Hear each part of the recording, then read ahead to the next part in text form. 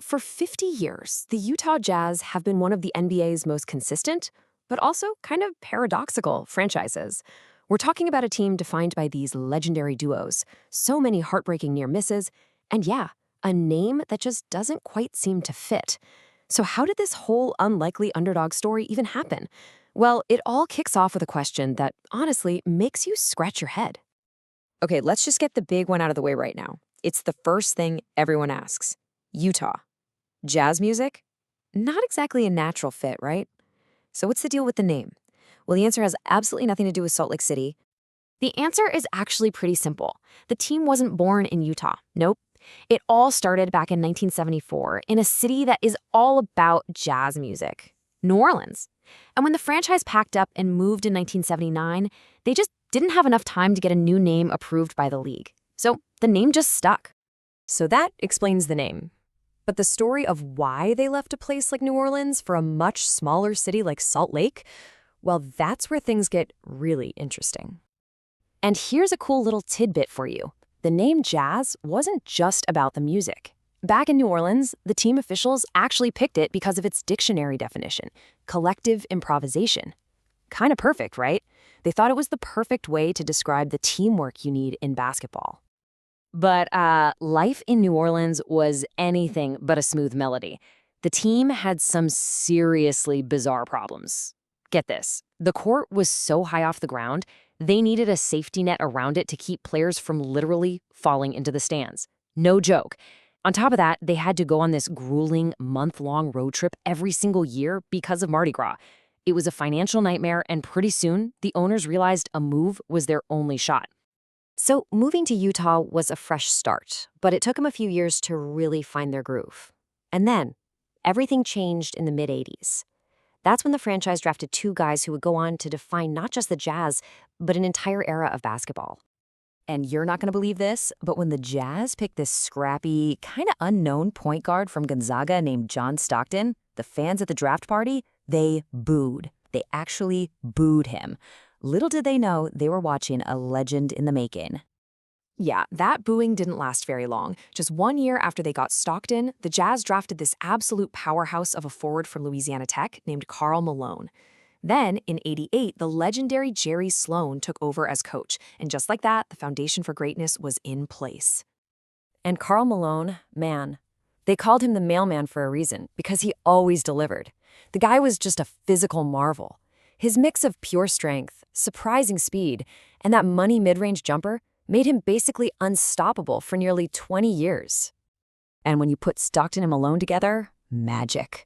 They perfected the pick and roll. It was so simple, so elegant, but just brutally effective.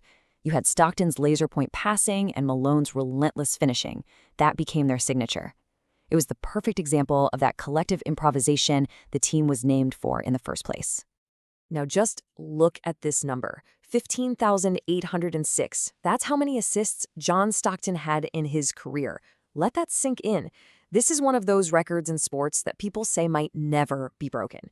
Just an incredible testament to his vision, his toughness, and his genius-level basketball IQ.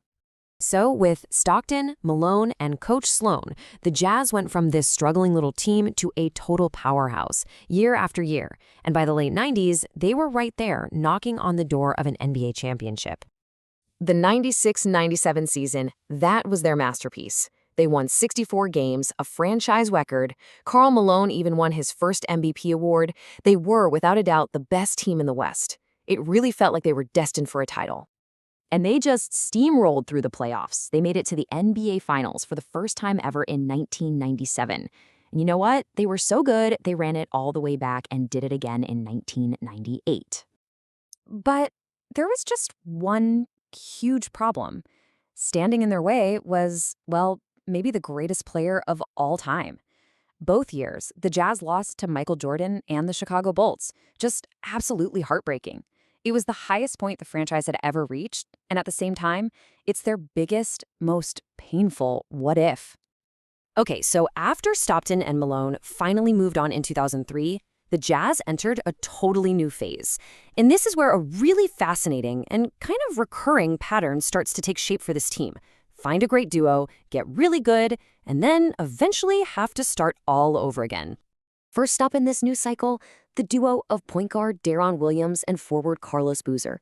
And man, they were dynamic. They brought the Jazz right back into the spotlight and even made it to the Western Conference Finals in 2007. But, sound familiar? Both guys eventually left, and boom, another rebuild was on. So, the next time around, the duo looked a little different. You had the explosive, high-flying scoring of Donovan Mitchell, and you paired that with the lockdown, towering defense of Rudy Gobert, a 3-time Defensive Player of the Year.